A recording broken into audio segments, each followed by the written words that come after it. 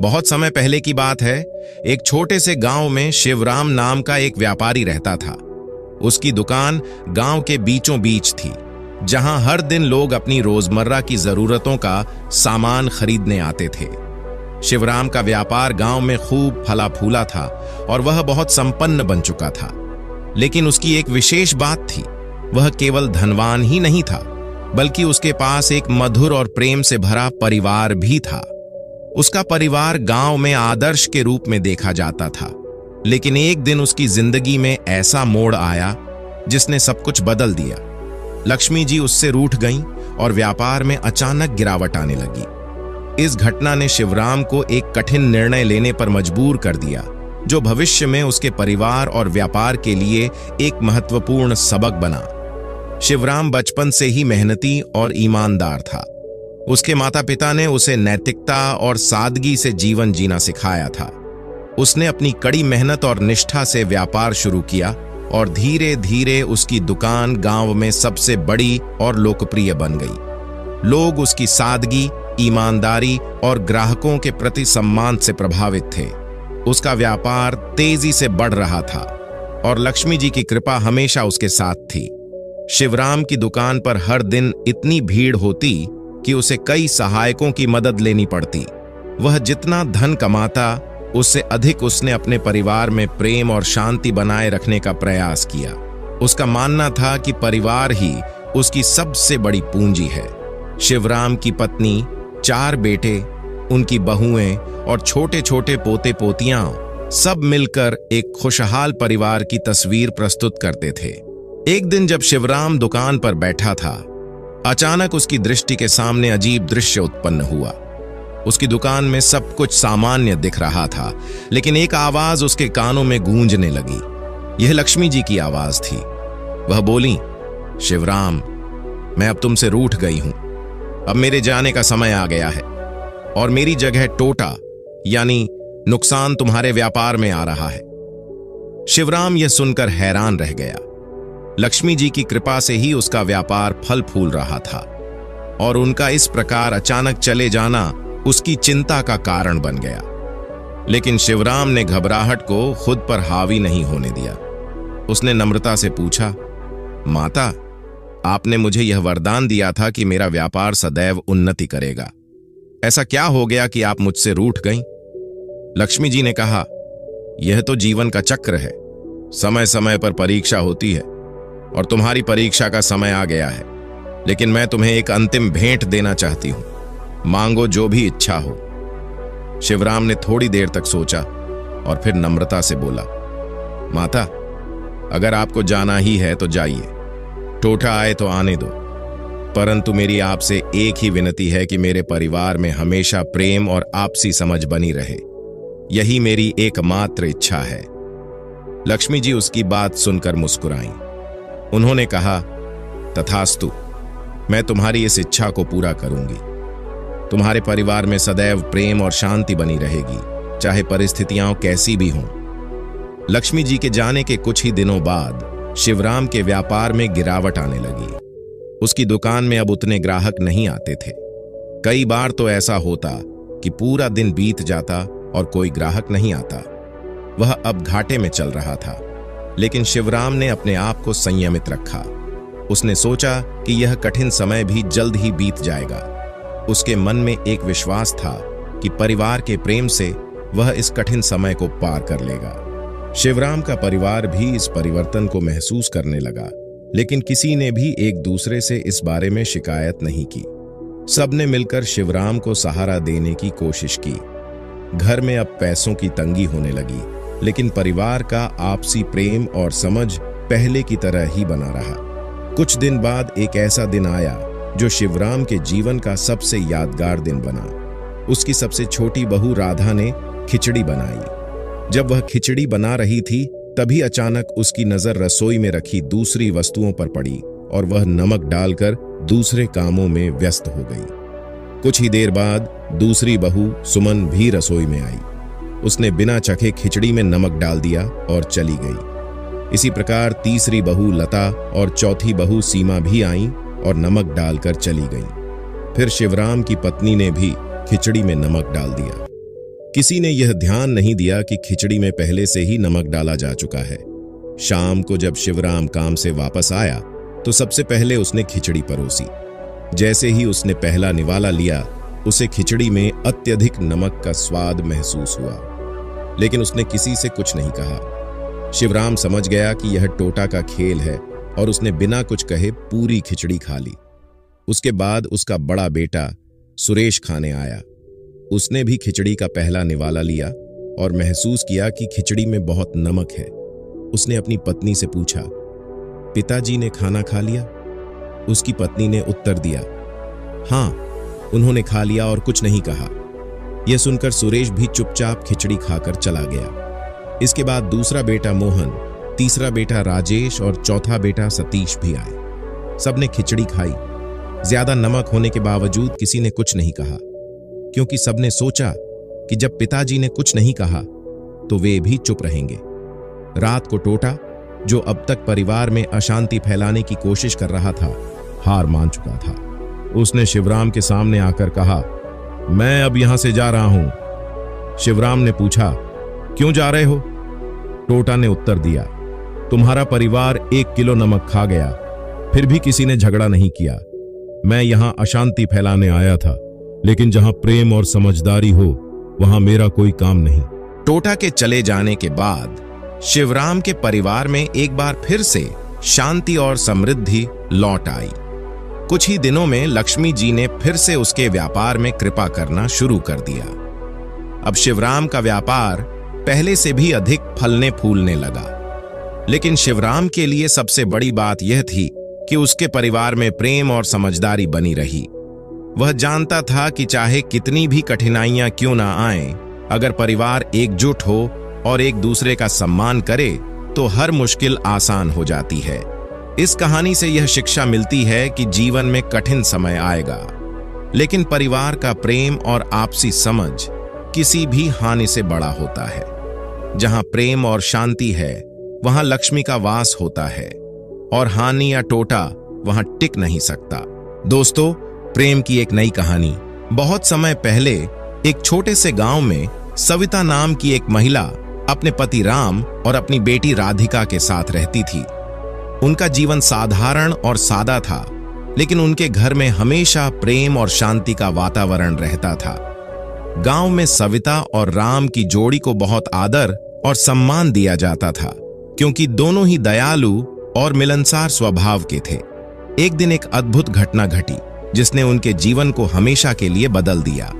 इस घटना ने उन्हें यह सिखाया कि जीवन में सबसे बड़ी दौलत, सफलता और शांति सब प्रेम से जुड़ी होती है। एक दिन दोपहर के समय जब राम काम पर गया हुआ था, सविता ने अपने आंगन के बाहर 3 वृद्ध संतों को खड़ा देखा। वे शांत, सौम्य और विनम्र प्रतीत हो रहे थे।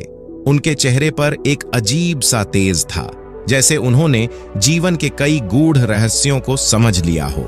सविता के मन में संतों के लिए बहुत सम्मान था, इसलिए वह तुरंत बाहर आई और उनसे कहा, आप तीनों थके हुए लग रहे हैं, कृपया मेरे घर में पधारिए और कुछ भोजन ग्रहण करिए, यह मेरा सौभाग्य होगा। संतों में से एक ने मुस्कुराते हुए कहा, बेटी, क्या तुम्हारे पति घर पर हैं? सविता ने थोड़ा झिझकते हुए उत्तर दिया, नहीं, वे अभी बाहर गए हैं, शाम तक लौटेंगे। इस पर संतों ने कहा, हम तभी भीतर आएंगे जब तुम्हारे पति घर पर होंगे। हम कभी भी बिना पति की अनुमति के किसी के घर में प्रवेश नहीं करते। सविता ने यह सुनकर थोड़ी निराशा महसूस की, लेकिन उसने संतों का आदर करते हुए कहा, ठीक है, मैं शाम को आपके पास फिर आऊंगी। शाम को जब राम घर लौटा तो सविता ने उसे दिन की घटना बताई। राम ने कहा, यह तो बड़ी अद्भुत बात है। संतों का आशीर्वाद हमारे जीवन के लिए वरदान हो सकता है। चलो, उन्हें आदर सहित घर में बुलाते हैं। सविता यह सुनकर खुशी खुशी बाहर गई और संतों से बोली, मेरे पति घर लौट आए हैं, कृपया अब आप हमारे घर में पधारें और भोजन ग्रहण करें। संतों में से एक ने कहा, बेटी, हम तीनों कभी एक साथ किसी के घर नहीं जाते। हमें यह नियम मानना होता है कि हम में से केवल एक ही घर में प्रवेश कर सकता है। इसलिए तुम्हें यह चुनना होगा कि तुम हम में से किसे आमंत्रित करना चाहती हो। सविता को यह सुनकर बड़ा आश्चर्य हुआ। उसने कहा, यह कैसी बात है? आप तीनों में से मैं किसे चुनूं? संत ने मुस्कुराते हुए कहा, हम तीनों में से मैं धन हूं। मेरे साथ जो 2 संत हैं, उनमें से एक सफलता है और दूसरा प्रेम। अब यह तुम्हारा निर्णय है कि तुम किससे अपने घर में आमंत्रित करना चाहती हो। सविता के लिए यह बड़ा कठिन प्रश्न था, इसलिए वह अंदर जाकर अपने पति राम से परामर्श करने लगी। सविता ने संतों की बात राम को बताई और पूछा, अब आप ही बताइए, हमें किसे आमंत्रित करना चाहिए? राम ने तुरंत उत्तर दिया, यदि हमारे पास धन आ जाए तो हमारी सारी समस्याएं हल हो जाएंगी, हमें जीवन की सभी सुविधाएं मिल जाएंगी, इसलिए हमें धन को आमंत्रित करना चाहिए। सविता ने थोड़ी देर सोचा और फिर कहा, धन तो ठीक है, लेकिन मैं सोच रही हूं कि सफलता को बुलाना चाहिए। यदि हमें सफलता मिल जाएगी तो हम अपने हर काम में सफल होंगे और धन भी अपने आप आ जाएगा। उन दोनों की बातचीत सुन रही उनकी बेटी राधिका अचानक कमरे में आई और बोली, मां, पिताजी, मुझे लगता है कि हमें प्रेम को बुलाना चाहिए। अगर हमारे घर में प्रेम रहेगा तो सब कुछ अच्छा होगा। प्रेम से बढ़कर कोई चीज नहीं होती। जहां प्रेम होता है वहां शांति और खुशहाली भी होती है। राधिका की बात सुनकर राम और सविता एक पल के लिए शांत हो गए। उन्होंने एक दूसरे की ओर देखा और मुस्कुराए। राधिका की मासूम बात में सच्चाई थी। राम ने कहा, बेटी, तुमने बिल्कुल सही कहा। प्रेम से बढ़कर कुछ भी नहीं है। यदि हमारे घर में प्रेम होगा तो बाकी सारी चीजें भी अपने आप आ जाएंगी। सविता तुरंत बाहर गई और संतों से कहा, हमने निर्णय कर लिया है। कृपया आप में से जिनका नाम प्रेम है वे हमारे घर में पधारें। प्रेम नाम का संत आगे बढ़ा और मुस्कुराते हुए घर की ओर चलने लगा। जैसे ही वह घर की ओर बढ़ा, धन और सफलता भी उसके पीछे पीछे चलने लगे। सविता ने आश्चर्य से पूछा, मैंने तो सिर्फ प्रेम को आमंत्रित किया था, आप दोनों भी क्यों आ रहे हैं?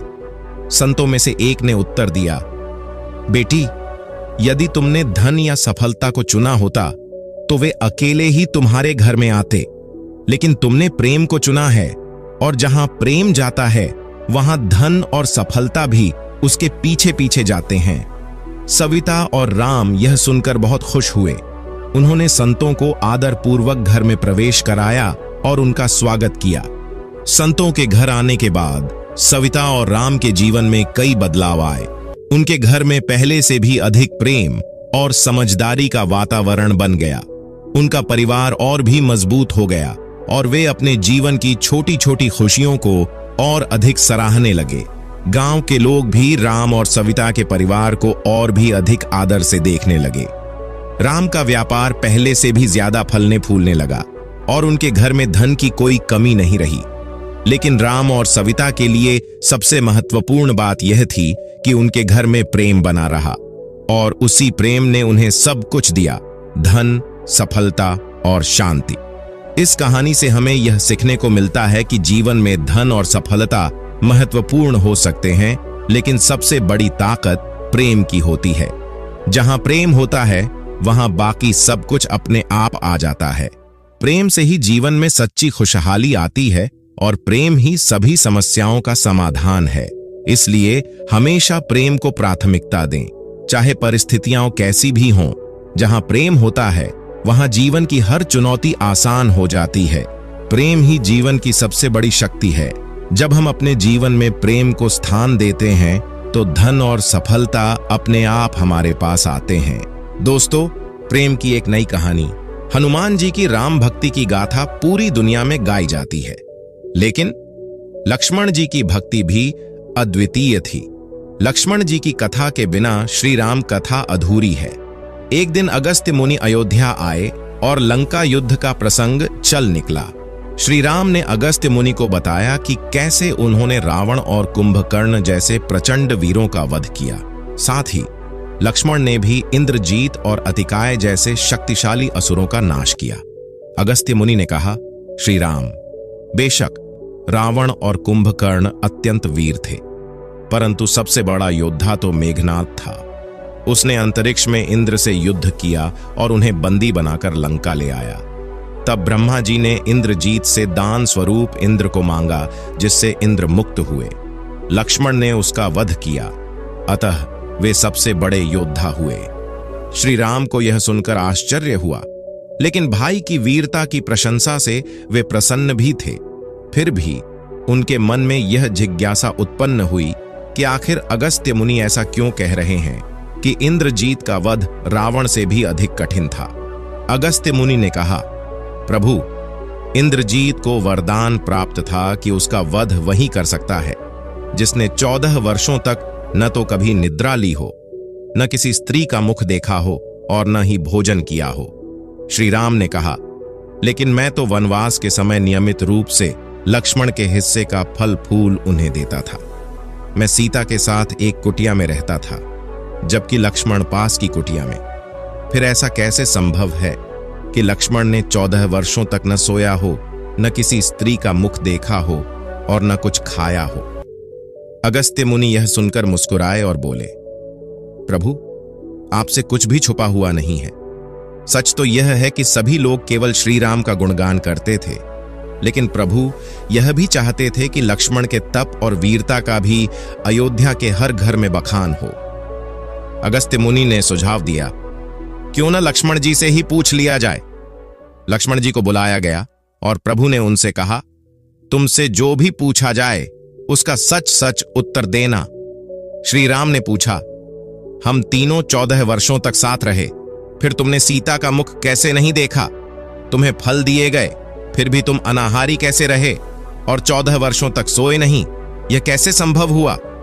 लक्ष्मण जी ने उत्तर दिया, भैया, जब हम भाभी को ढूंढते हुए ऋष्यमुख पर्वत पहुंचे थे, तब सुग्रीव ने हमें उनके आभूषण दिखाकर पहचानने को कहा था। आपको याद होगा, मैं तो केवल उनके पैरों के नूपुर को ही पहचान पाया था, क्योंकि मैंने कभी उनके चरणों के ऊपर नहीं देखा। 14 वर्ष न सोने के प्रश्न पर लक्ष्मण ने कहा, आप और माता सीता एक कुटिया में सोते थे, जबकि मैं रात भर धनुष पर बाण चढ़ाए पहरेदारी करता था। जब निद्रा ने मेरी आंखों पर कब्जा करने की कोशिश की, तो मैंने उसे अपने बाणों से बेध दिया। तब निद्रा ने हार मानकर स्वीकार किया कि वह मुझे 14 वर्षों तक स्पर्श नहीं करेगी।